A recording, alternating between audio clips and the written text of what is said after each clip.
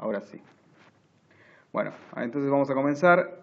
El día de hoy vamos a trabajar en lo que es la unidad número 7. Vamos a hacer un repaso de la unidad número 7. Y en esta unidad número 7 se habla sobre algo llamado estructuras lineales de datos. Nosotros en general hasta el momento habíamos trabajado con variables simples, donde en estas variables podíamos almacenar información, como podían ser números, como podían ser letras, como podían ser secuencias de caracteres, palabras, etc. Eso las llamábamos strings o cadenas. Y también podíamos almacenar valores lógicos, verdaderos, falsos, etc.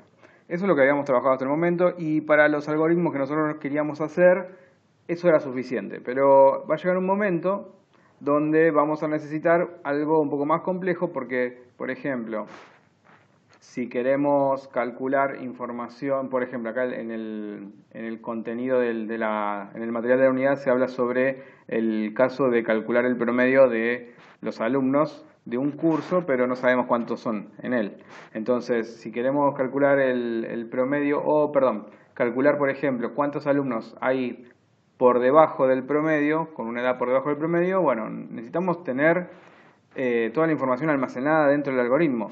Y si nosotros, por ejemplo, sabemos que en el curso hay solamente 3 alumnos, podemos llegar a definir 3 variables y guardar las edades de cada uno de estos alumnos en una variable distinta. Pero si tenemos 30 alumnos, tenemos 40 o tenemos 100, por ejemplo, en el curso acá en la comisión 364, donde estamos nosotros, hay 103 inscriptos.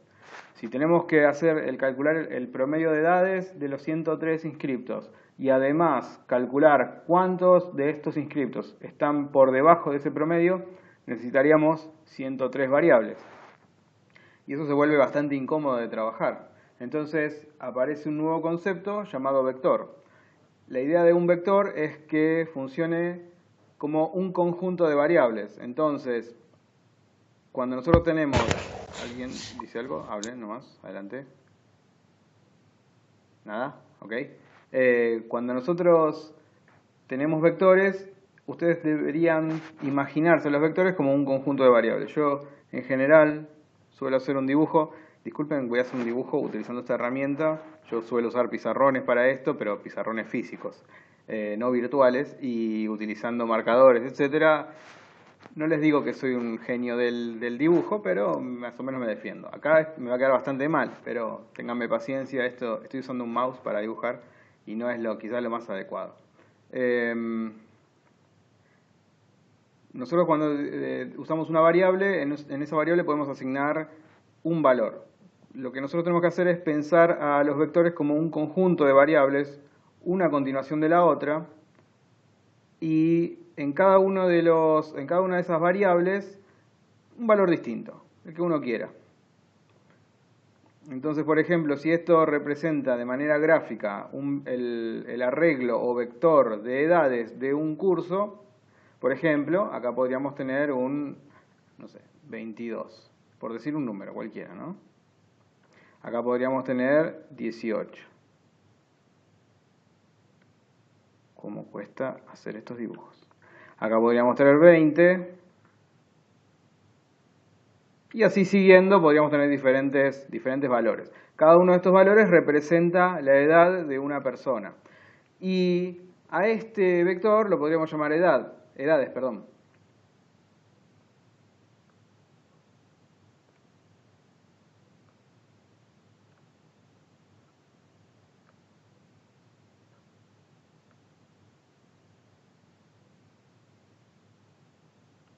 Podríamos llamarlo edades al vector. Y este vector entonces termina almacenando las edades de estas personas. Acá puse algunos ejemplos, pero ustedes imagínense más. Y en particular, si queremos saber, por ejemplo, de estas personas, cuántos años tiene la persona en el tercer lugar, por ejemplo aquí, este sería el primer lugar, este sería el segundo lugar, este sería el tercero, el cuarto, etcétera, ¿no? Si nosotros quisiéramos saber cuántos años tiene la persona que está en el tercer lugar, que en particular, según este gráfico, sería 20, nosotros lo que hacemos es asignamos, por ejemplo, en una variable que podemos llamar edad,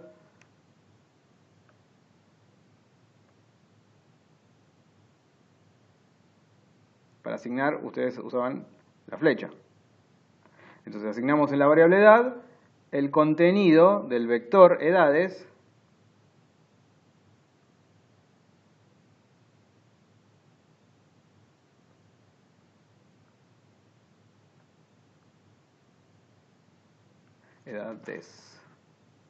en la posición, esto es un corchete, en la posición 3.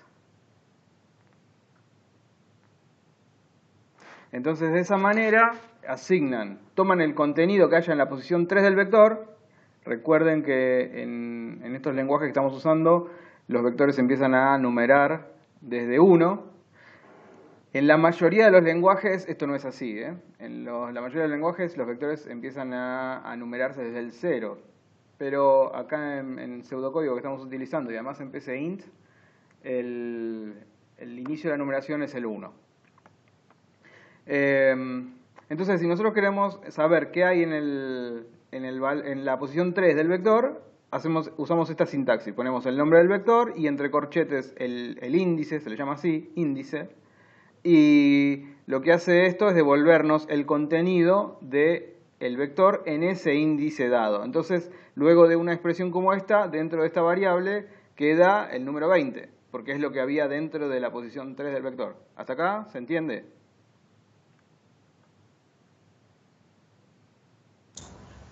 Sí. Perfecto. Así es para tomar información que haya dentro de un vector. Para guardar información dentro de un vector es bastante parecido. Uno lo que tiene que hacer es referenciar al vector.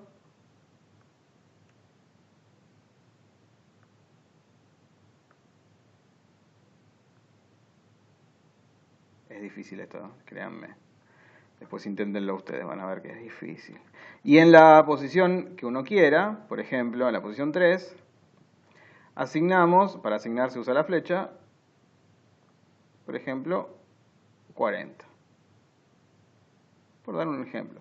Entonces, al asignar el valor 40 en el índice 3 del vector edades, esto desaparecería.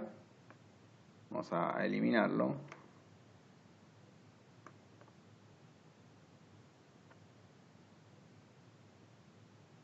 Y en su lugar aparecería un 40. Ay, qué feo que me quedó ese 4. Ahí está. Bien. De eso se tratan los vectores. Esto es bastante cómodo para resolver un problema como el que hablábamos antes, donde nosotros queremos tener toda la información de las edades de nuestros alumnos y además, después de tener toda esa información, por ejemplo, saber cuántos alumnos hay con edades debajo del promedio. Como nosotros vamos a tener toda la información almacenada dentro del vector y mediante índices con una sintaxis como esta podemos acceder a cada posición del vector, entonces podemos, por ejemplo, calcular el promedio y supongamos que el promedio fuera 25, luego recorrer cada elemento del vector, ir al vector en la posición 1, ver qué hay, a la posición 2 y ver qué hay y así siguiendo, y contar cuántos de todas esas edades son menores que el promedio calculado anteriormente. Para situaciones como esta, es mucho mejor trabajar de una forma como esta que les presento, usando vectores, que usando un montón de variables sueltas. Realmente es mucho más cómodo. Y ahí es donde está la ventaja del uso de vectores, que en cierto contexto nos facilitan mucho la programación. No significa que haya que usarlo todo el tiempo. Hemos visto que para muchos problemas que hemos resuelto hasta el momento no necesitamos esto. Pero en otros problemas casi que es la única forma de resolverlos. Entonces de esto se tratan los vectores, de conjuntos de variables que almacenan información, todas esas posiciones que el vector tiene, en este caso es un vector de números enteros. Estos vectores siempre almacenan el mismo tipo de datos. Si es un vector que almacena números enteros, en cada posición tiene que haber un número entero. No puede haber un carácter, por ejemplo.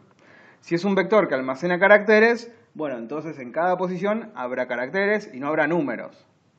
Siempre que hablamos de vectores estamos hablando de un conjunto de valores, pero todos del mismo tipo. Cada vector tiene una longitud máxima o un índice máximo. Porque los vectores, cuando se declaran, tienen que tener un límite de tamaño. Uno tiene que declarar el vector y decir, voy a declarar un vector de 100 posiciones, o de 200 posiciones, o de 2000 posiciones. No importa cuántas posiciones uno vaya a declarar, pero tiene que decirlo de antemano. Tiene que decir, voy a crear un vector de tantas posiciones. No puede simplemente decir, bueno, voy a tener un vector y las posiciones no las sé ahora, que se definan cuando sea necesario. Eso no se puede hacer. Cuando se define el vector, cuando se lo declara, hay que decir cuántas posiciones tiene. Bueno, eso por un lado, eso respecto de vectores. Vamos a continuar. Perdón, me fui acá. Bien. Al ver algunas otras características que sean relevantes respecto de vectores. Acá en el material se habla sobre cómo ocupan la memoria los vectores. Es un dato interesante, pero me parece que a los fines de programar no es relevante. Eso no quiere decir que no sea útil y que no sea conocimiento valioso. Pero yo no me voy a meter ahí porque no hace a los fines de la programación conocer ese dato. Si tienen ustedes curiosidad y quieren saber más, me pueden preguntar y no hay ningún problema y lo charlamos. Bueno, acá hablo un poco sobre lo que estábamos nosotros viendo. Como les decía anteriormente, cuando uno declara un vector tiene que indicar qué tamaño máximo ese vector va a tener. Y después, una vez que el vector está declarado, puede ser que nosotros ocupemos todo el vector con datos, o puede ser que ocupemos menos. Por ejemplo, en el caso aquí, tenemos un vector que tiene 1, 2, 3, en mi dibujo, ¿no? 4, 5, 6, 7, 8 posiciones. Pero no está completo el vector, ¿no? De las 8 posiciones solamente hay 3 ocupadas. Entonces, por un lado tenemos, en los vectores tenemos que tener en cuenta Karina, ¿querés decir algo?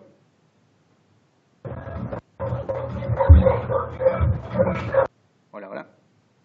Nada, bueno, sigo. Por un lado, en los vectores hay que tener en cuenta cuál es el tamaño máximo de ese vector, pero también cuántos son los elementos que hay ocupados en ese vector. Y eso es lo que se presenta aquí con estas expresiones. Este max, en este caso, está representando la cantidad máxima de elementos que el vector soporta. En mi ejemplo, en mi dibujo, 8.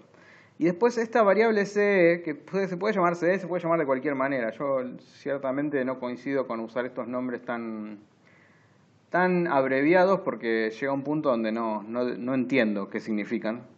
Se abrevian tanto que ya no sé qué representan. Pero bueno, en particular acá este CE está representando cantidad de elementos. Entonces, esta expresión, la segunda, se tiene que cumplir siempre. La cantidad de elementos que yo tengo en un vector podría ser mayor o igual que 0. Eso significa que podría ser un 0, porque no tengo elementos, podría ser 1, podría ser 2, podría ser 3, etc. Y además esa cantidad de elementos tiene que ser menor o igual que el máximo. Si mi vector soporta 8 elementos, entonces la cantidad que yo tengo en el vector podría ser 8, pero también podría ser 7, 6. No podría ser 9, por ejemplo, porque si mi vector soporta 8, yo no podría tener 9 elementos dentro. Entonces esta expresión se cumple siempre y eso representa la relación que hay entre la cantidad de elementos y el máximo de elementos que el vector podría contener. Y por otro lado, acá habla de una expresión en la que hace referencia a la variable pos. Y esa variable pos representa, tampoco me gusta como nombre, pero estaría como representando a la posición actual dentro del vector. Eso podría ser entonces un número que sea mayor o igual que 1, porque la posición actual podría ser el primer elemento, el segundo, el tercero. No podría ser 0, porque si la posición es 0, significa que no hay ninguna posición. Así que tendría que ser mayor o igual que 1. Y además esa posición tendría que ser menor o igual que la cantidad de elementos, porque no podría, con una variable de posición, referenciar a algo superior a la cantidad de elementos que ya tengo en el vector. No tendría sentido. Así que esta expresión en general también se cumple. Y de eso se tratan estas dos. Algunas otras cosas interesantes respecto de vectores, y ahora vamos a ejercitar un poco. Acá tenemos una representación gráfica. Acá representan al vector de manera horizontal, y yo lo representé de manera vertical. Pero es una representación gráfica. Toda esta información al final, cuando uno está programando, termina quedando en la memoria de la computadora. y la verdad que no sé si la memoria es horizontal o es vertical, tampoco es importante. Probablemente no sea ninguna de esas dos la forma que la memoria tiene, pero no es importante. Lo importante es poder de manera gráfica representar la idea para que todos la entendamos. Yo hice el dibujo vertical y acá lo presentan horizontal, pero seguimos hablando de lo mismo. ¿Preguntas por ahora?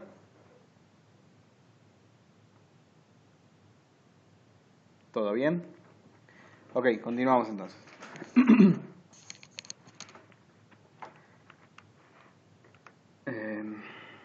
Seguimos. Bueno, acá en el material también se presentan algunos algoritmos típicos que solemos usar para leer datos del usuario, que el usuario nos vaya ingresando información y nosotros, a medida que leemos esa información, la vamos ingresando dentro de un vector. Acá usa la palabra arreglo y en programación arreglo y vector representan lo mismo. Así que las usamos de manera indistinta. Yo en general suelo usar más la palabra vector, pero da lo mismo, significa lo mismo la palabra arreglo que la palabra vector. Otro algoritmo que en general también solemos usar, acá no está, no, perdón, acá no está, debe estar en la siguiente página. Otro algoritmo que en general solemos usar es un algoritmo para recorrer el arreglo y mostrar la información que en él haya. Entonces, para recorrer un arreglo viene muy bien la instrucción para. ¿Ustedes recuerdan? Esa instrucción para me permite, a partir de un número que yo decida cuál es, ir haciendo que una cierta variable vaya incrementándose de a 1, y si yo utilizo esa variable como índice para el vector, entonces podría recorrer todos los elementos de ese vector y obtener su valor, por ejemplo. Eso es muy común. Entonces acá tienen el caso de un algoritmo que sirve para mostrar todos los elementos de un vector. Y lo que hace es utilizar un ciclo para y así entonces generar cada uno de los posibles índices del vector. ¿Qué más tenemos?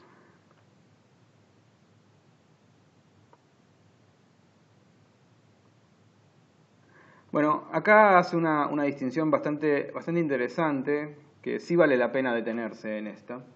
Y es que habíamos en su momento hablado, y vamos a revisarlo ahora, habíamos en su momento hablado que, por ejemplo, vamos a agregar un subproceso.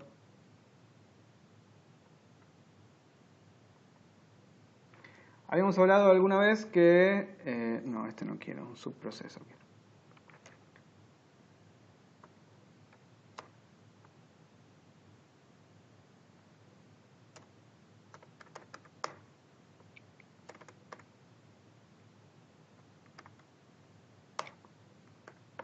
Habíamos hablado alguna vez que cuando creamos un proceso o un subproceso, subrutina o rutina la habíamos llamado en su momento, las variables que se envían a la rutina podían ser enviadas por valor o por referencia.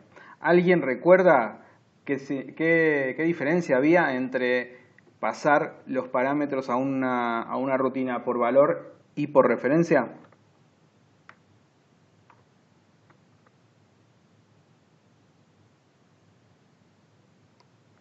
Creo que era que las que eran por valor no podía cambiarse su valor mediante un proceso o algo así, creo que era. Bien, está muy bien. Estás orientado, se trata sobre eso. Lo último no te lo entendí, perdón. Sino que el valor de la variable no podía cambiar mediante el proceso en el que estaba, mientras se ejecutaba. Ok, vamos a hacer lo siguiente. Vamos a hacer un repaso de eso porque estás bien orientado, pero hay algunos detalles que quiero que queden claros. Entonces, por ejemplo, vamos a hacer una rutina acá. Y en esa rutina vamos a pasar un valor que yo me B, pasémoslo por valor. Y hagamos lo siguiente. Primero mostramos cuál es el contenido de B. A continuación cambiamos B. En B asignamos, por ejemplo, B más 1.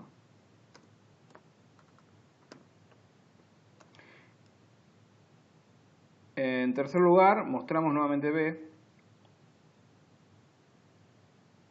Y desde aquí hacemos una llamada. Esto momentáneamente vamos a dejarlo. Vamos a definir una variable tipo entero. No llamémosla B, llamémosla N.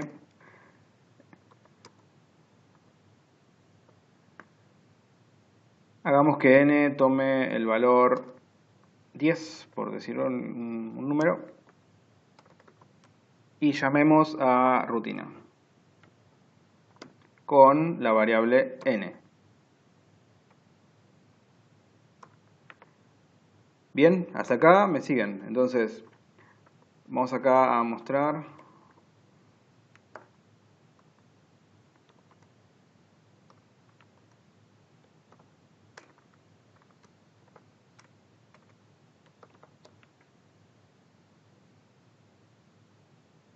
Y vamos a mostrar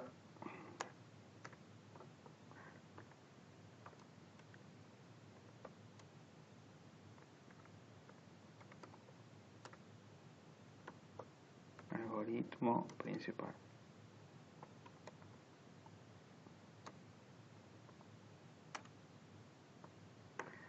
Vean, hacemos un repaso de lo que significa este código. Esta parte luego la revisamos, que tiene que ver particularmente con vectores. Ahora vamos a concentrarnos en esto del pasaje por valor y por referencia. Tengo una variable llamada n, que va a ser un entero. En principio le asigno el valor 10. Si yo aquí quisiera mostrar n, lo que va a pasar es que en la pantalla va a aparecer el 10, porque le acabo de asignar eso.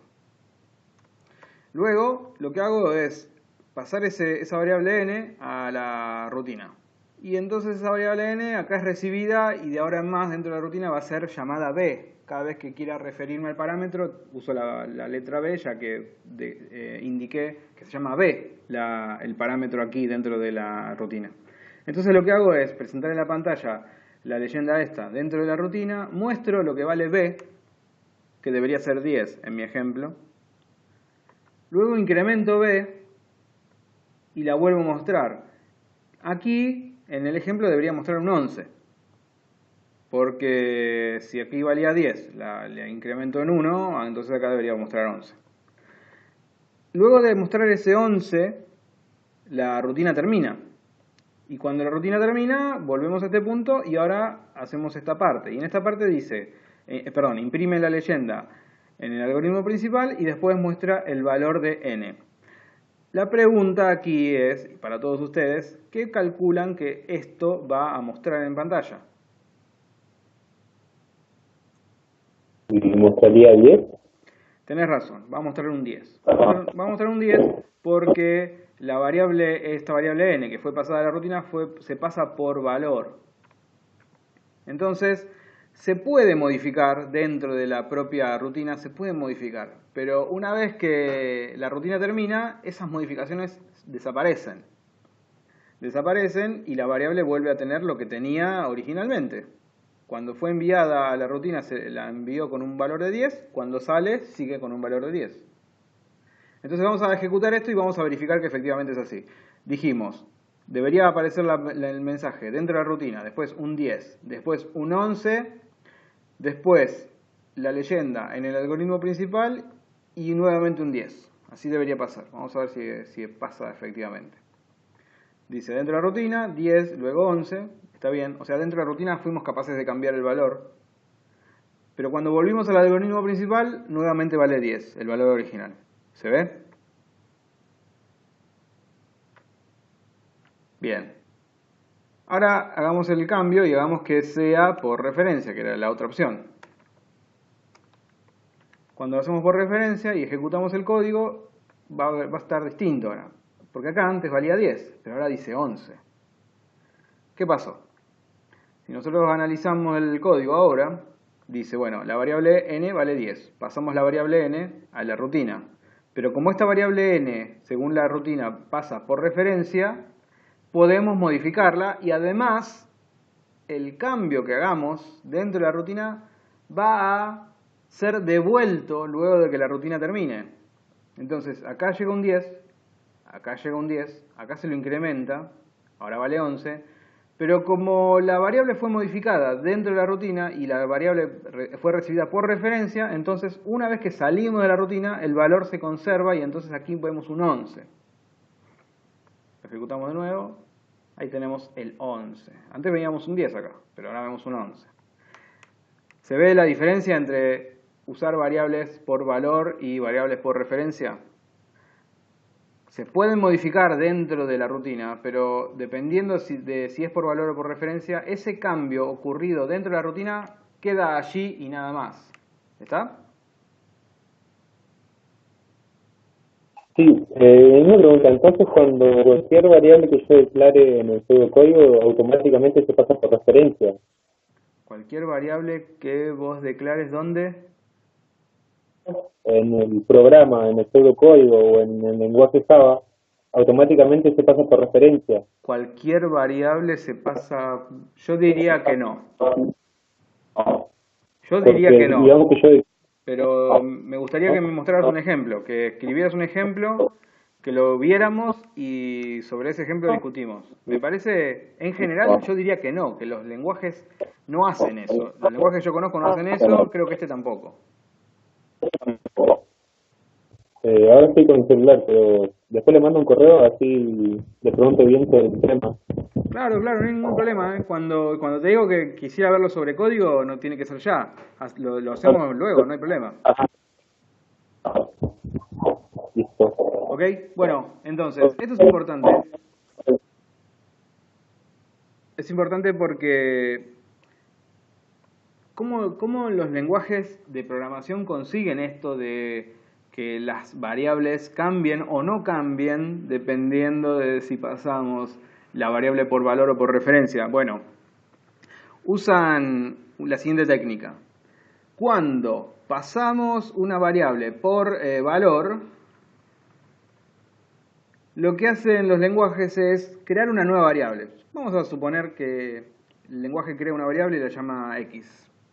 En esa variable x asigna el contenido de n. Esta variable x no existe, pero bueno, asumamos que el lenguaje es capaz de crear la variable, asigna el contenido de la variable n allí y en vez de pasar n pasa x. Entonces el lenguaje ni se preocupa porque dice, mira, si alguien llega a cambiar esa variable x, no me importa, porque el usuario, el programador, nunca va a saber que esa variable x existe. Simplemente va a suponer que la variable n no se modifica y listo. Y tiene razón, porque como esto es una especie de magia que el lenguaje solito resuelve, yo no sé, no estoy seguro qué nombre le puso a las variables, si creó una variable nueva, si creó 2, 3, etcétera. Yo no lo sé. Yo como programador solamente sé que la variable n la paso por valor y espero que el lenguaje se comporte como tiene que comportarse. Lo que hace entonces el lenguaje es generar una especie de copia de la variable y pasa la copia. Cuestión que, si esa copia termina siendo modificada, no es importante porque el programador, yo, no voy a tener nunca acceso a esa copia. ¿Se entiende la técnica? Entonces, al hacer esa copia, hace que sea seguro pasar las variables por valor. Y entonces el lenguaje se asegura que cualquier modificación que ocurra no va a salir de dentro de la rutina, porque como esa variable es una variable inventada, luego se pierde. Esta técnica está bien y tiene sentido, pero tiene un problema. Cuando hablamos de vectores, esto tiene un problema, porque los vectores no es una variable, uno tiene que pensar un vector como un conjunto de variables. Y ese conjunto podría ser grande. Una cosa es decir, tengo una variable, tengo 2, tengo 3. Y otra cosa es decir, tengo un vector de 5.000 posiciones. Sería equivalente a tener 5.000 variables. Y eso ya podría ser una cantidad de memoria considerable. Tener 5.000 variables ocupa memoria. Entonces, pasar un parámetro tipo vector por valor implicaría que el lenguaje de programación tendría que hacer esa copia para asegurarse que cualquier modificación que ocurra en ese vector dentro de las rutinas no salga de la rutina, sino que quede dentro de la rutina y nadie más lo vea, el cambio. Pero para conseguirlo, el programa o el lenguaje de programación tiene que generar esa copia y eventualmente eso podría ser prohibitivo, porque si el vector es lo suficientemente grande, al tratar de generar una copia de ese vector se podría llenar la memoria completamente. ¿Se entiende? ¿Se entiende hasta acá?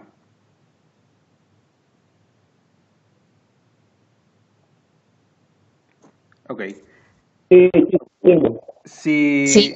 Si hacemos una copia del vector, entonces podríamos hacer que el programa colapse directamente porque se ocupa toda la memoria y entonces dejaría de funcionar.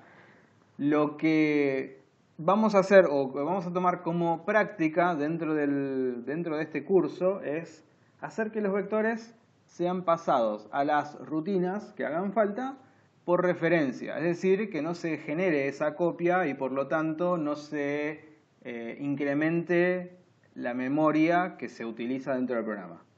Pero esto quiero que quede claro. Esto lo hacemos como práctica dentro de este curso. Eso no significa que siempre haya que hacerlo así o que a nivel profesional esa es la manera correcta de trabajar. Habrá situaciones donde se trabaja de esa forma y habrá otros problemas donde hay que generar la copia.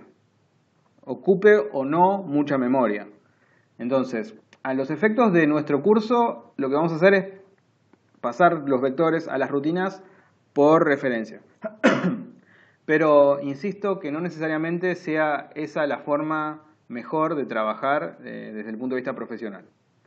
¿De acuerdo? Los programadores cuando trabajan tienen muchas herramientas a la mano y tienen muchas maneras de resolver los problemas. Lo que destaca un programador de otro es las maneras creativas que tiene de resolver los mismos problemas. Eso significa entonces que para resolver un problema no hay una única forma, hay muchas y unas serán mejores que otras de acuerdo a, por ejemplo, la velocidad con que se resuelve o la claridad que tiene el algoritmo o algunas otras consideraciones que uno podría tener en cuenta. Pero lo que voy es, en programación hay muchas buenas prácticas, pero no hay recetas. No hay recetas. No es que, si uno quiere resolver tal problema, se resuelve de esta forma. Si uno quiere resolver tal otro problema, se resuelve de esa otra. Eso no existe en programación. No tenemos un recetario. Si hubiera un recetario, entonces tendríamos realmente poco trabajo, porque sería fácil resolver los problemas. Es decir, habría que, con una mínima capacitación, podría cualquiera resolver problemas. Lo mismo que, en general, si uno se da maña con la comida, consiguiendo las recetas, podría, no le digo que le va a salir igual que lo ven en la tele, pero se acercarían. Bueno, en programación no tenemos ese recetario. Hay muchas buenas prácticas, hay cosas que son recomendadas y cosas que no, pero no hay un recetario. Así que siempre tengan en cuenta el contexto en el que ustedes estén trabajando, las características del problema que ustedes están tratando de resolver y las limitaciones que tengan en cada momento. Limitaciones, por ejemplo, en si el lenguaje de programación permite ciertas operaciones o no, si la memoria que tienen en la computadora va a ser suficiente para resolver un problema o no, etcétera. Hay muchas limitaciones que ustedes van a tener que descubrir cuando estén resolviendo problemas. Y ante cada limitación podría ser que un algoritmo que en otro contexto hubiera funcionado muy bien, en este no funciona. Y entonces haya que cambiar. Volviendo a lo nuestro, nosotros vamos entonces a pasar los vectores como por referencia, así nos evitamos el tema de la duplicación de la memoria. ¿Cómo se definen vectores dentro de PCInt? Bueno, se usa la palabra dimensión que yo esto no lo mencioné y ahora quiero aprovechar. Estas palabras que al menos en PCInt se las marca así en color azul, no sé, ustedes lo habrán notado, son palabras que dentro de los lenguajes de programación se denominan palabras reservadas. Eso significa que nosotros no podemos usarlas, por ejemplo, para el nombre de una variable. No podríamos llamar, por ejemplo, vieron que existe la palabra definir, es una palabra reservada. Nosotros no podemos definir una variable llamada definir. No podemos hacerlo, porque para el lenguaje de programación, para este lenguaje de programación, la palabra definir es una palabra reservada. Él la usa para entender que a continuación viene una lista de variables.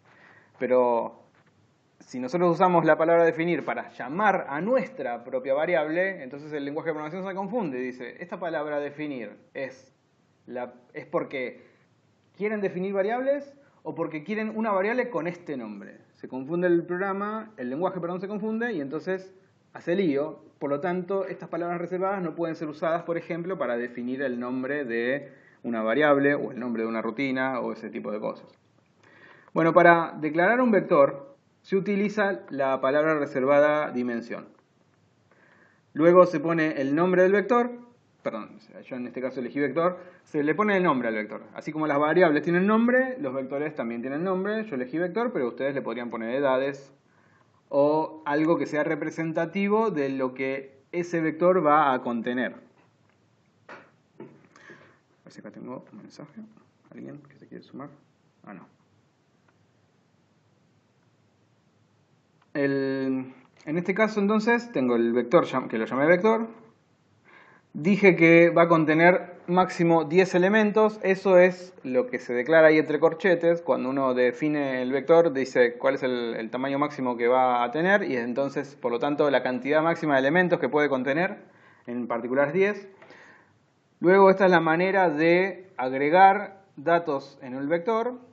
Estoy diciendo que en la posición 1 voy a agregar un 2, en la posición 2 voy a agregar un 5. Después, si quiero mostrar un valor en particular, quiero mostrar, por ejemplo, el contenido de la posición 2, hago así. Vector en la posición 2. Perdón, así. Y eso presenta el número 5, porque en la posición 2 hay un 5. Veamos que efectivamente pasa. Ahí está el valor 5. Entonces, manejar vectores es así de sencillo.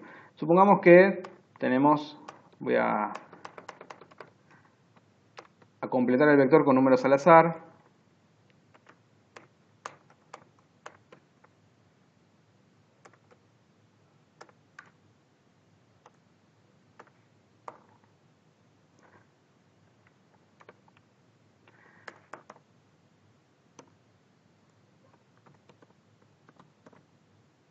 Entonces 2, 5, 7, 1, 9, 14, 6, 3, 9 y 10. Por decir cualquier cosa. Ahora quiero calcular el promedio de estos números. Del promedio de entre 2, 5, 7, 1, 9, etc. Quiero calcular el promedio. Lo que puedo hacer es lo siguiente. Debería recorrer el vector. Para cada elemento del vector sumar el contenido en esa posición y después dividir todo eso por 10. Para recorrer el vector teníamos el ciclo para. En particular, para recorrer vectores esto es lo más recomendable. No es la única manera, pero es lo más recomendable realmente. Entonces acá vamos a poner, por ejemplo, la variable i. Y vamos a decir que empieza en 1 y que vaya hasta 10. 10 porque 10 es el tamaño máximo del vector. Esta parte de con paso, esto podría omitirse y PCInt lo que hace es asumir que el paso es 1. Entonces yo le digo, mira, para la variable i, que tengo que definirla,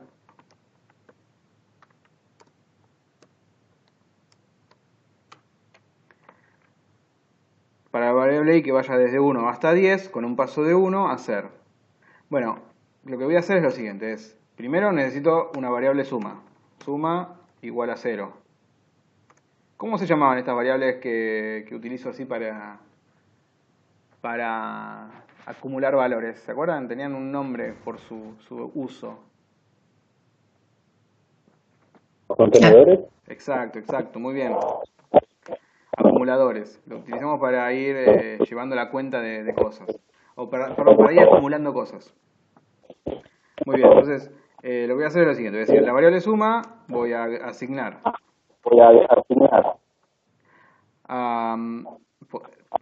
Yo te veo acá como Bebus, pero no sé cuál es tu nombre. Por favor, mientras no estés hablando, apaga el micrófono porque se mete mucho ruido. Igual participa en el momento que necesites.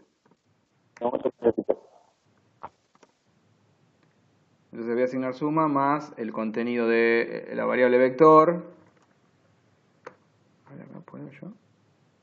Yo puedo cancelar, bien. La variable vector en la posición i. Fíjense que esta variable i la tengo aquí y es una variable que va a arrancar en 1 y va a continuar hasta el 10 incrementándose de a 1. Así que i va a valer 1, en la siguiente vuelta del ciclo va a valer 2 y en la siguiente va a valer 3, etcétera, hasta el 10. Entonces, esta variable i va a tomar los números del 1 al 10 y con esa variable i puedo acceder al vector en ese índice e ir sumando.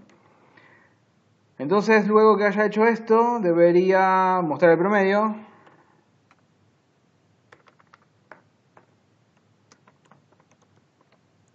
Y acá lo que hago es la variable suma dividido 10, porque ese sería el promedio, ¿de acuerdo?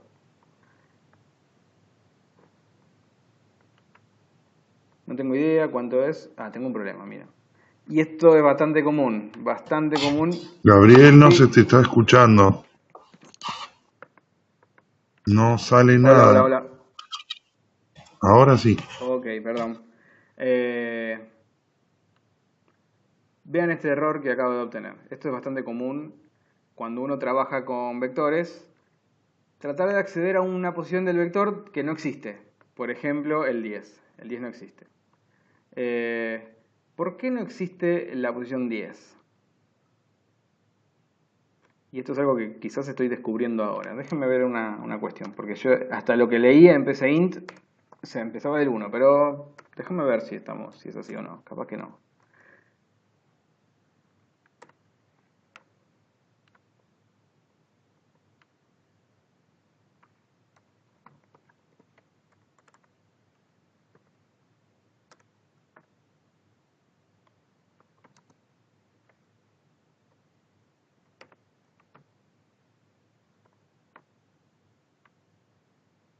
No se ve.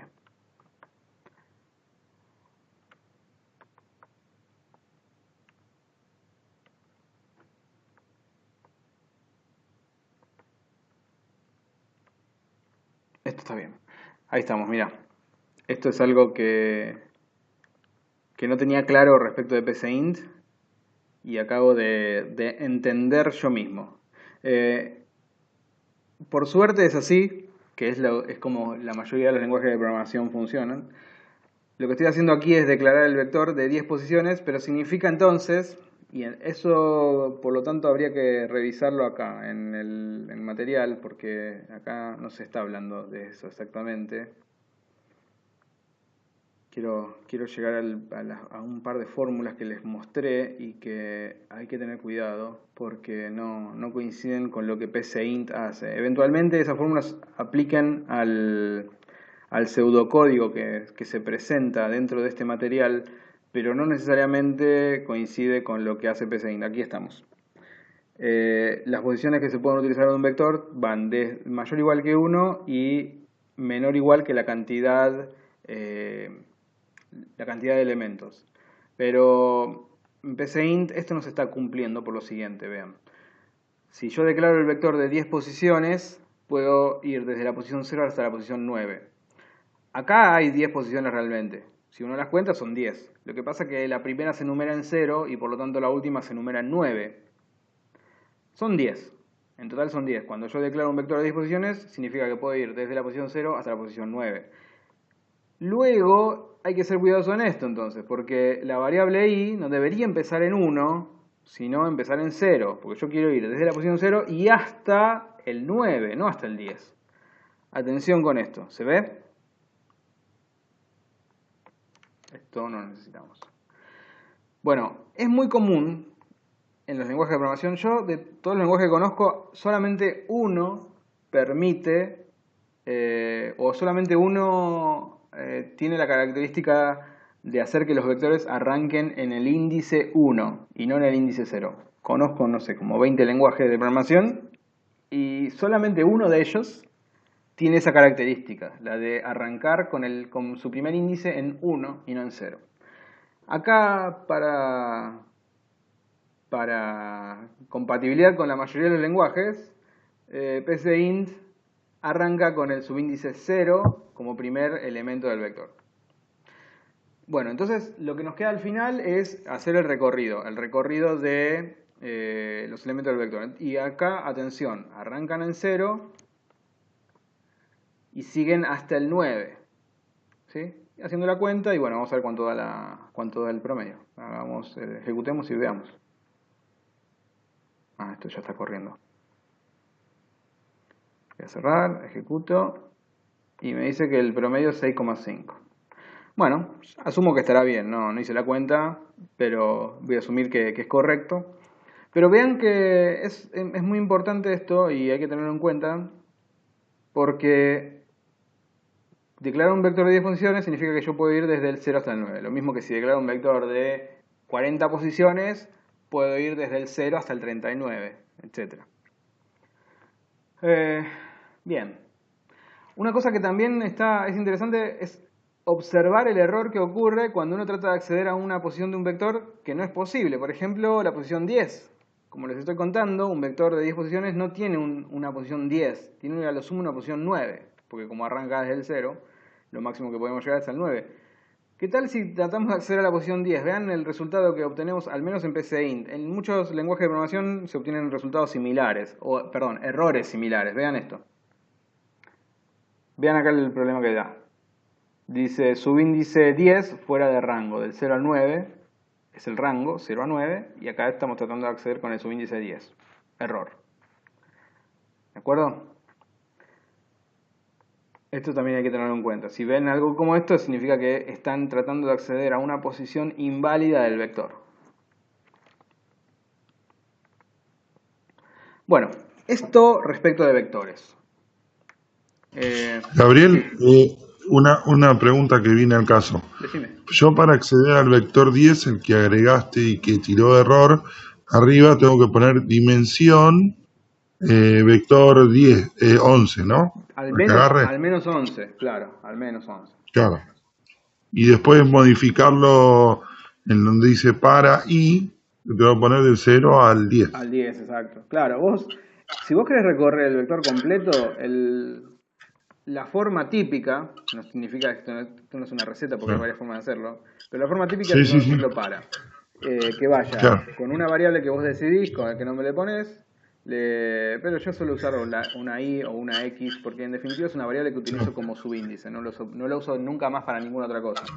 Que vaya desde la posición 0 hasta el vector, el largo del vector menos 1. Si el vector mide 10, entonces 9. Y así siguiendo, ¿no? Si el vector mide 20, entonces vas hasta el 19, bueno, etc. Ok, quedó claro, gracias. Genial. Bueno, les voy a pasar ejercicios para que hagan sobre vectores. Los ejercicios típicos de vectores tienen que ver típicamente con vectores numéricos y hacer algún tipo de operación con ellos. Por ejemplo, encontrar el valor máximo dentro de ese conjunto de números o encontrar la posición donde está el valor máximo. Por ejemplo, si tuviéramos que encontrar la posición donde está el valor máximo de este vector, debería ser la posición 6, porque allí está el 14, que es de todos los elementos el más grande. Entonces el resultado sería 6, o encontrar el valor mínimo, o cosas de ese estilo. El objetivo de ese tipo de ejercicios es que ustedes se familiaricen con los vectores, que se acostumbren a tomar información dentro de vectores, a leerla, a hacer cálculos con los elementos, etc. Otra cosa que se suele hacer, pero ya sería un poco más avanzado, aunque si alguno se anima podemos plantearlo también, es intentar ordenar el vector. Es decir, tenemos un vector con estos valores. Estos valores están desordenados. no hay un orden aquí. Yo los puse al azar y así me quedaron. Fíjate que incluso el 9 lo repetí 3 veces, no sé por qué. Pero bueno, lo tiré yo al azar y me salió el 9 3 veces. No es muy aleatorio esto que digamos. Pero la cuestión es que no están ordenados de ninguna manera, ni de mayor a menor, ni de menor a mayor, ni nada. Bueno, algo que se puede hacer es plantear un algoritmo que permita ordenar estos números, es decir, que sean los mismos números, no aparezcan números nuevos, pero por ejemplo que en el primer elemento es el 1, porque ven que de todos estos el menor es el 1, entonces el 1 ponerlo en el primer elemento. Después el 2 acá está ordenado, porque justo cayó el que le sigue en orden a todos los elementos aquí es el 2, y el 2 justo quedó en la segunda posición, así que de casualidad quedó bien. Después de todo esto seguiría el 3, que está acá en la posición 8, habría que pasarlo a la posición 2. Y así seguir ordenando. Bueno, hay toda una ciencia alrededor del ordenamiento de vectores. Créanme, hay muchos algoritmos que sirven para ordenar vectores. Incluso estos algoritmos sí son recetas, tienen nombre. El nombre de su inventor, no, nombre de inventor no. Cada inventor de algoritmos de ordenamiento le puso un nombre a su algoritmo, no le puso su propio nombre, le inventó un nombre. Y hay varios algoritmos que permiten ordenar vectores. Porque a los fines de la programación es algo bastante típico la necesidad de ordenar la información. Entonces, como es algo tan común, se plantearon, es algo bastante común, muy común, perdón, y no es algo nuevo, es una problemática desde el principio de la programación. Entonces, dado que es algo tan común y tan antiguo, ya hay un montón de algoritmos creados que permiten hacer eso. En su momento quizás charlemos un poco más sobre esos algoritmos y quizás nos animemos a analizar alguno de ellos. Por el momento no nos vamos a meter allí. Y aunque les dejo para ustedes el desafío, si tienen ganas de tomarlo, de intentar escribir un algoritmo que ordene esto. Lo primero a mí que se me ocurre como ordenamiento para un vector, para hacer un algoritmo que ordene un vector, es recorrer el vector completo y encontrar el menor valor. En particular, en este ejemplo lo encuentro acá.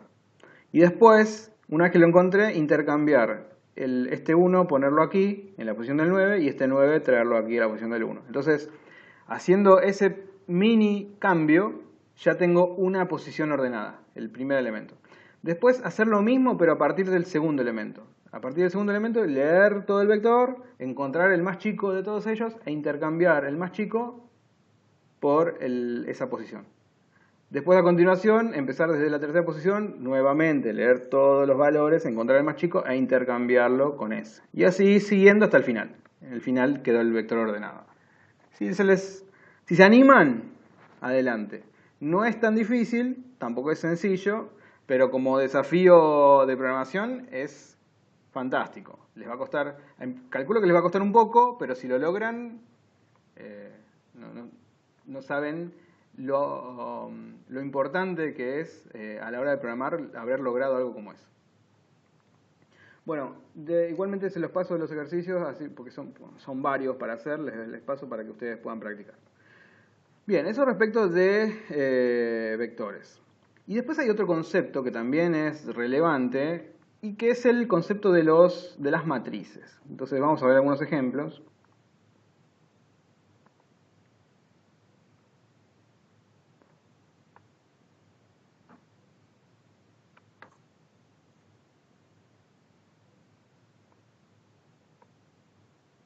No sé si han tenido oportunidad de ver los videos que hay dentro de la unidad y están muy interesantes. Yo los estuve revisando y están muy bien, en mi opinión, muy claros. Sí, está bueno. Lo que sí que el que lo hizo no tenía muchas ganas de hacerlo. Tiene una voz bueno, muy lenta. Puede ser. Perdóname si es un colega tuyo. No lo conozco, no sé quién es. No. Pero hay gente que tiene esa cadencia al hablar. No sé, hay gente que va a ese ritmo. Pero no es que, no creo que sea falta de ganas. Creo que es así. Hay gente que va con esa con ese tono, pero bueno, entiendo que a los fines de tratar de captar la atención no sea algo no sea algo que dé mucho resultado, me imagino. Por suerte los videos son cortitos, ¿no? Yo estoy acá hablando un poco más y trato de jugar un poco con eso de los cambios de tono y esas cuestiones para tratar de mantenerlos despiertos un ratito a esta hora que ya seguramente andan cansados. No, pero es más ameno, es más, a ver, estás pasando todo medio rápido, ¿no? Porque cuando uno se pone a estudiar esto, se detiene más en cada página, en cada sector. Pero se hace mucho más ameno. En cambio, cuando ves el video, es como que le falta una vuelta de rosca, como hacerlo un poquito más, Sí, un poquito eh, más, sí, sí, más entretenido. Bueno, más motivador, sí, más puede ser, motivador. puede ser. Estoy, sí, sí, Sería la palabra. estoy de acuerdo. Bueno, vean, quería hablarles sobre las matrices. Acá tienen un video bien interesante, bueno, más allá del comentario de Ezequiel respecto de la cadencia del locutor aquí, pero el contenido es relevante, presten atención a este video porque allí se declaran matrices.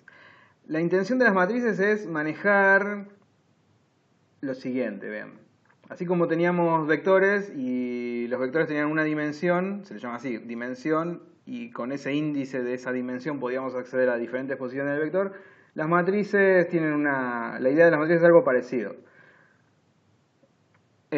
Solo que las matrices las podemos ver como si fuera un tablero. Entonces, disculpen estos dibujos, no me salen demasiado bien. En el pizarrón me salen un poco mejor, aunque no soy una estrella del dibujo.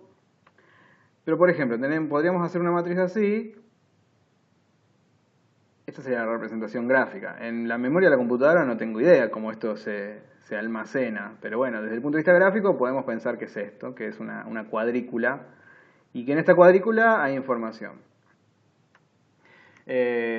La cuadrícula esa tiene filas y columnas. Entonces tendríamos la fila 1, la fila 2 y la fila 3. Y tendríamos la columna 1, la columna 2, la columna 3, la columna 4 y así siguiendo, ¿de acuerdo? Supongamos que dentro de estas filas tenemos letras, porque cada una, perdón, filas no, cada una de estas celdas tenemos letras. En estas celdas almacenan letras, es decir, almacenan el tipo carácter. Y pongamos una... Uy, perdón, ¿se puede deshacer esto? Control Z, no deshace. Bueno, disculpen, me quedó mal el dibujito. Supongamos que acá tenemos una X, acá tenemos una C y acá una F. Por decir cualquier cosa. Bien, la forma de acceder, yo lo voy a dibujar acá porque entonces me va a quedar un poco más cómodo que andar escribiendo con el mouse. La forma de acceder, por ejemplo, a la posición, por ejemplo, fila 3, columna 2, es decir acá, fila 3, columna 2, sería la siguiente. Supongamos que esto se llama matriz. Vamos a suponer que le pusimos como nombre matriz. A esta matriz la llamamos así, matriz. Ay, qué fea que me quedó esta R. Así. Bien, entonces la forma de acceder a un valor, perdón, poner un valor dentro de eso es así. Ponemos matriz. Y entre corchetes, igual que usábamos los vectores, pero aquí, separado por coma, ponemos la fila 3 en mi caso, columna 2. Y ahí asignamos, por ejemplo, una Z. Entonces, luego de una instrucción como esta, aquí aparecería una Z. ¿Estamos? Esa sería la sintaxis, para poner un valor. Y lo mismo para leer un valor. Por ejemplo, si yo quiero mostrar un dato, lo hago de esta forma. Digo, mira, mostrame lo que haya en la fila 2, columna 1. Esta instrucción mostrar, ¿qué debería mostrar entonces con este ejemplo? F. Perfecto. Perfecto. De eso se trata. Las matrices y los vectores son cosas muy utilizadas. La diferencia quizás también a la hora de hacer el recorrido de las matrices tiene que ver con el ciclo para que utilizamos. Por ejemplo, vean. El ciclo para que usamos para recorrer un vector tenía esta pinta. Decíamos, para I, yo en vez de llamarlo I, le voy a llamar F de fila, o llamémosle directamente a la variable de fila, que vaya desde 0 hasta la cantidad de elementos, perdón, la cantidad de filas que tenga la matriz. ¿Cuántas filas tiene mi matriz? En este dibujito feo que hice. 3. Perdón, tendría que ir hasta 2, ¿no? Porque recuerden que si tengo 3 filas es porque puedo ir hasta la posición 2 máximo. ¿Recuerdan eso que vimos antes? Ok. Entonces, para la fila desde la 0 hasta la 2, que serían estas 3 de aquí, ténganlo en cuenta, quizás esto está confundiendo, disculpen si los estoy confundiendo.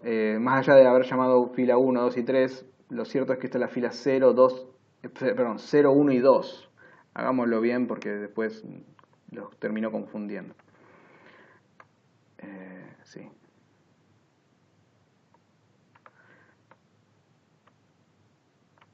Sería 0, 1 y 2. Así, esos serían. Y lo mismo que arriba. Hagámoslo bien eso.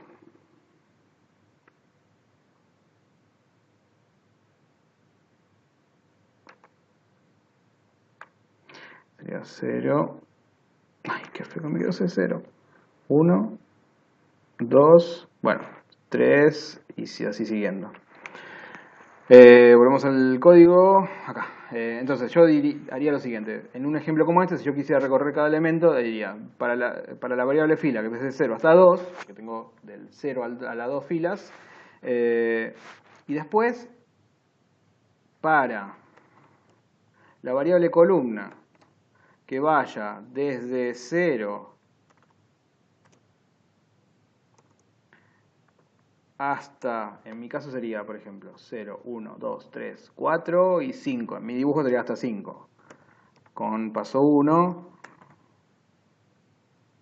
a 0. Y acá vendría un fin para. Bueno, y entonces aquí, por ejemplo, podríamos mostrar el contenido de esa celda. Mostrar matriz en la posición fila, coma, columna. ¿Lo ven? Eso se podría hacer, y esto es muy típico. Cuando uno tiene que hacer un recorrido en una matriz, lo que se suele usar es un doble ciclo. Acá lo puse mal, disculpen. Lo que se suele utilizar es un doble ciclo para. Así como cuando queríamos recorrer un vector usábamos un ciclo para, porque el vector tiene una sola dimensión. Cuando recorremos una matriz que tiene 2 dimensiones, usamos un ciclo para dentro de otro ciclo para. Uno de los ciclos cambia la fila, el otro de los ciclos cambia la columna. Y así logramos atravesar toda la matriz. ¿Se ve?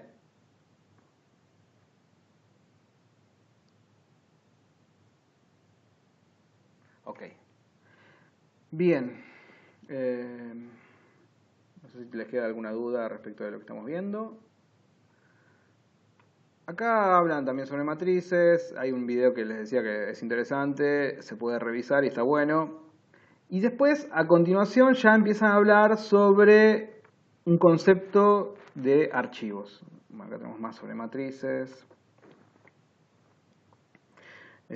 Más sobre matrices, a ver, ¿qué hay acá? Sí, matrices, rutinas típicas para el uso de matrices. Sigue con eso. Quería irme a la parte de archivos. Perdón, lo que sigue el tema de registros, no archivos. Primero viene registros.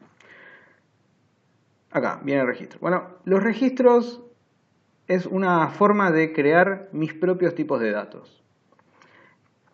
Hasta donde yo conozco y estuve buscando sobre el tema, en PCInt no existe este concepto. O sea que no es algo que podamos ejercitar en PCInt. De todas maneras, les cuento de qué se trata el concepto, porque si bien en PCInt no está, esto es muy común en todos los lenguajes de programación.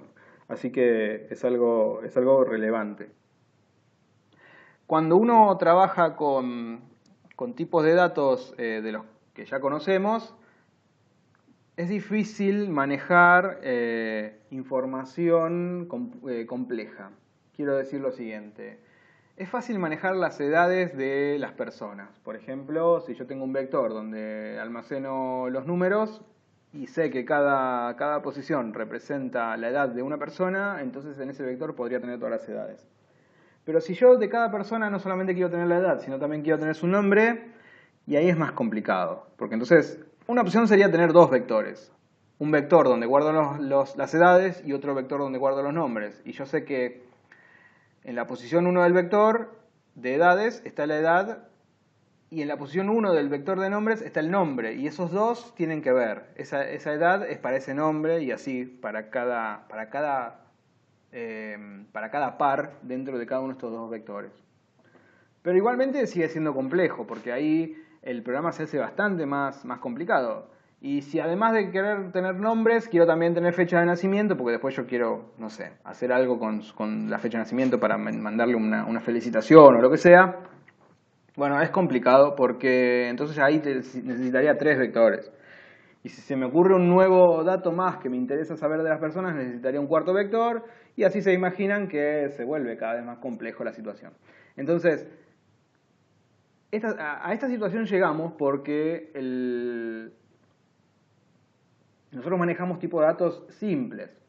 Manejamos el tipo carácter, manejamos el tipo cadena, manejamos el tipo numérico, etc. Pero siguen siendo datos simples. Lo que los registros me permiten es crear un tipo nuevo de dato. Así como existe el tipo cadena y existe el tipo numérico, creo yo ahora, utilizando los registros, mi propio tipo de dato.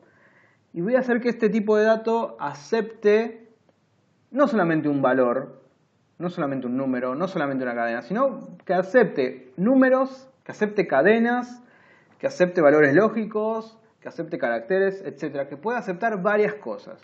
En el ejemplo este dice, bueno, mira, se declara el tipo registro alumno. Se lo vamos a llamar así a mi tipo. Así como existe el tipo cadena y existe el tipo lógico, bueno, también existe el tipo registro alumno. Lo acabo de inventar. Y además, el tipo de registro alumno tiene 3 campos. Estas cosas se las llaman campos. Tiene el campo nombre, que va a ser del tipo cadena, porque si yo quiero guardar el nombre de un alumno, está bien que lo guarde en un tipo cadena. Va a tener edad, que va a ser del tipo entero o numérico. Y va también en este ejemplo un campo más llamado cantidad o cant mat approve, que significa cantidad de materias aprobadas, también como es numérico, en este caso entero. Entonces, acabo de crear un tipo nuevo. Este tipo acepta 3 valores, los 3 al mismo tiempo si quieren. Entonces, dentro de una variable del tipo registro alumno, dentro de una variable del tipo registro alumno, yo tendría todo junto el nombre de este alumno, la edad de este alumno y además la cantidad de materias aprobadas de este alumno. Y eso todo en una sola variable. En una sola variable. Esto es lo interesante. En una sola variable voy a tener los 3 datos, que son los 3 datos que me interesan a mí. ¿Cómo hago para acceder a cada uno de esos datos de cada uno de los alumnos? Bueno, acá tenemos la sintaxis. Si la variable esta alumno es una variable del tipo registro alumno, entonces con el punto accedo a cada uno de los campos. Entonces pongo mi variable punto el campo al que quiero acceder. Y de esa manera puedo guardar un dato allí o leer la información que en ese campo existe. ¿Se ve? Esto hace que ciertos algoritmos o ciertos problemas sean mucho más fáciles de resolver. Vean, acá le está asignando la cadena Juan al campo nombre de la variable alumno. Esto es una variable, ¿eh? Alguien declaró la variable alumno y aquí está la variable alumno y la estoy usando. Pero como esta variable es una variable de tipo registro alumno, y los tipos registros alumno tenían un campo nombre, yo con el punto accedo al campo nombre y allí guardo el nombre de este alumno, Juan, en este caso. ¿Sí? No les puedo mostrar esto en PCInt porque PCInt no tiene una implementación de este concepto. Pero el concepto existe y es muy utilizado en todos los lenguajes de programación. ¿Preguntas respecto de esto? ¿Alguna duda?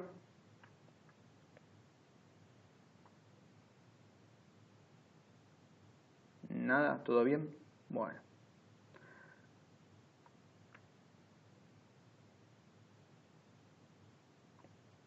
Por último, esto ya es un poco más difícil de mostrar porque PCInt no tiene directamente nada de esto. para poder hacer pruebas de esto necesitamos un lenguaje de programación real, realmente. No, el PCInt no nos alcanza para presentar ese tema. Aparece el concepto de archivo. Aquí lo interesante, o al menos lo que a mí me importa que en este momento ustedes sepan o tengan en cuenta respecto de archivos es lo siguiente. Ya vamos a llegar ya al momento donde vamos a trabajar con lenguajes de programación reales, tipo Java. Allí tenemos la posibilidad de usar archivos, tenemos la posibilidad de escribirlos, tenemos la posibilidad de leerlos. Pero los archivos para nosotros, los archivos son un espacio que nosotros utilizamos dentro del disco rígido. A ese espacio le ponemos un nombre, que es el nombre que después uno ve en el explorador, cuando, por ejemplo, abre el explorador y encuentra estas cosas. Bueno, cada archivo tiene un nombre, pero el contenido es lo que yo quiera. Yo como programador decido qué poner allí dentro. Por ejemplo, un archivo de Word, yo creo que tenía acá uno para mostrarles de ejemplo. Acá yo tengo este. Y este archivo, cuando uno lo ve, dice, este es un archivo de Word, y seguro si le doy doble clic lo abre con Word. Pero si ustedes lo abren con un bloc de notas, bueno, vean el contenido. Esto no se entiende nada. La verdad que no se entiende nada. Este es el contenido de ese archivo. Pero cada uno de estos pequeños caracteres que aquí se ven, algunos se ven y otros ni siquiera se ven. Son caracteres no imprimibles y este editor me los presenta de esta manera, pero siguen siendo caracteres. Perdón. Cada uno de estos caracteres, Word, como programa, los interpreta y a partir de ellos genera lo que ustedes terminan viendo en la pantalla. Lo que quiero que quede claro es que los archivos no son importantes por su extensión. Cuando ustedes ven un archivo con una cierta extensión, ustedes piensan que, bueno, es un archivo específico para tal programa. La extensión es algo que los programadores decidieron utilizar. Los programadores de Word decidieron utilizar la extensión esta docx para referirse a sus archivos, pero este archivo docx tiene esta información y esta información solamente es entendida por el programa Word. Es muy difícil que alguien más entienda qué es lo que esto dice. Pero ese programa, el programa Word, sí entiende perfectamente qué dice aquí y sabe qué hacer con esto. Los archivos para nosotros son eso, son lugares en el disco rígido donde nosotros podemos poner nuestra información. Nosotros ponemos la información que nosotros queramos y después la leemos de allí y nosotros la interpretamos como programadores. No hay un formato, no existe un formato de archivo, es decir,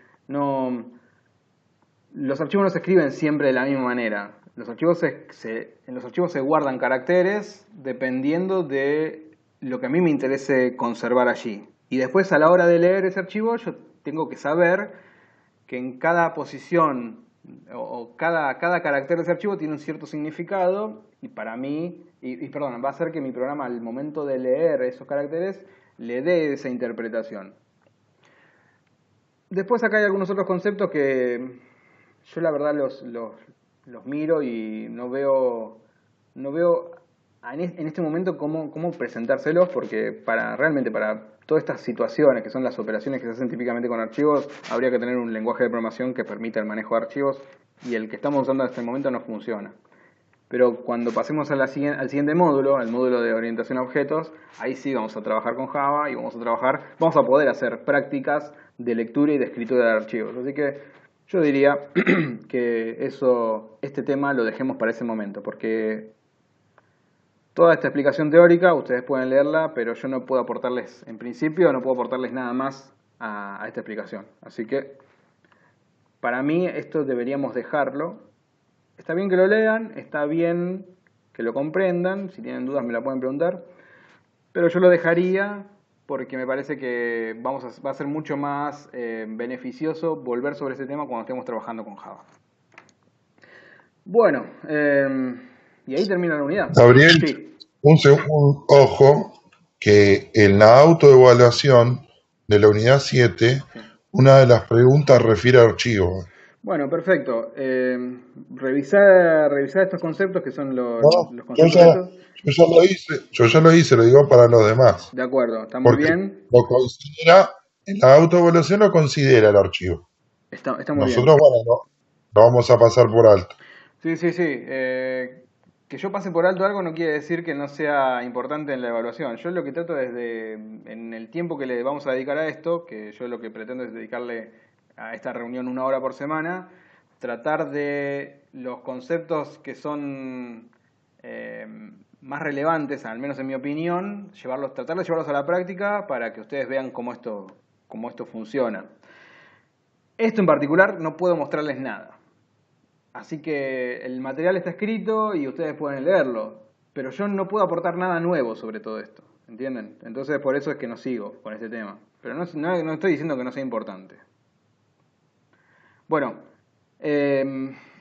aquí termina la unidad, así que si ustedes tienen alguna pregunta o algún comentario, revisémoslo. Y si no, ya nos encontraríamos el próximo jueves. O sí, el próximo jueves en principio. Y lo que yo voy a hacer además es enviarles un correo con varios ejercicios para resolver. Cada vez que yo les mando ejercicios, los hago y se los envío con el objetivo de que ustedes practiquen, pero no son obligatorios, ¿eh? No crean que si no los hacen no van a recibir un certificado ni nada de eso. Lo que sí es obligatorio son las autoevaluaciones de cada unidad, eso es obligatorio.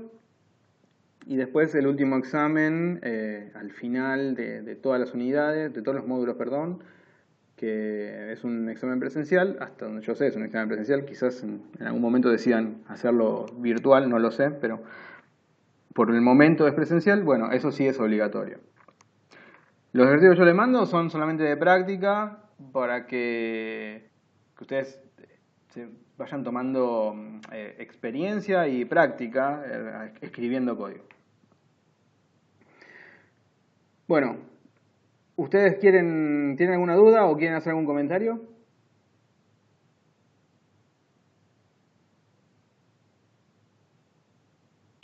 No, está bien. Como siempre, Gabriel, un gusto y siempre te queda todo tan claro que está buena las charlas porque podemos compartir cualquier tipo de duda. Así Perfecto. que bueno, muchas gracias como siempre. Bueno, te agradezco y ese es el objetivo. El objetivo es que podamos revisar temas que a veces solo de leerlos no quedan del todo claros. Quizás, bueno, esto va a quedar grabado, así que si alguien después lo ve también ya tiene su respuesta. Quizás hay alguna confusión en de alguno de los inscriptos dentro de la comisión porque creen que esta es una reunión obligatoria del curso y la verdad que no es obligatoria. Hay otras comisiones donde los tutores están haciendo otras actividades, algunos hacen videoconferencias, otros no, otros tienen sus páginas de Facebook y allí van proponiendo actividades a los asistentes. Bueno, cada uno va manejando su técnica y su estrategia. A mí me parece esto interesante. No quiere decir no quiere decir que sea lo mejor, pero bueno, es algo que creo que da cierto resultado.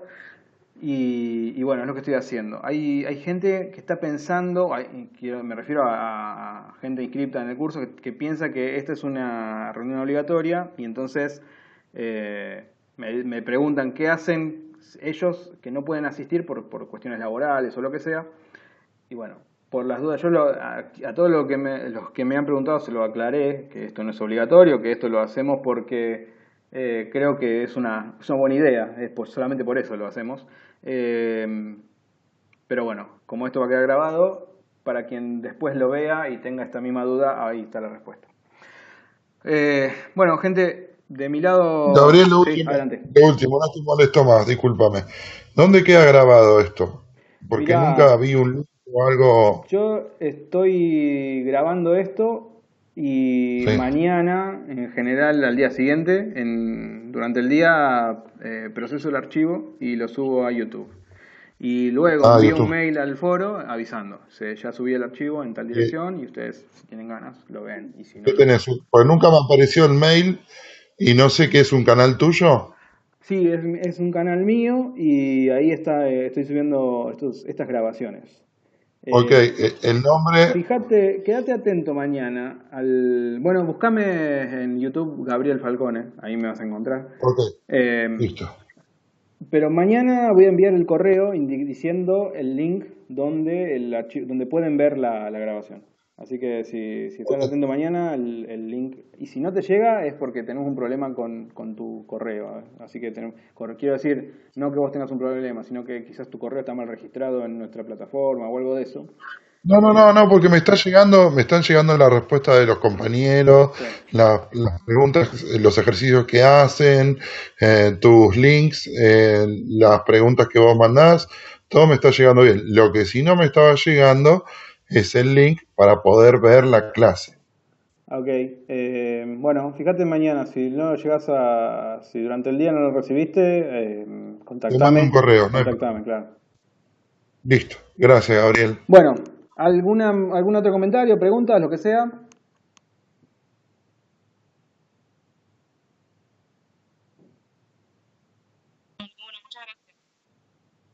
Bueno, genial, genial. Bueno, gracias a ustedes por estar, por escucharme y nos volvemos a encontrar la próxima semana.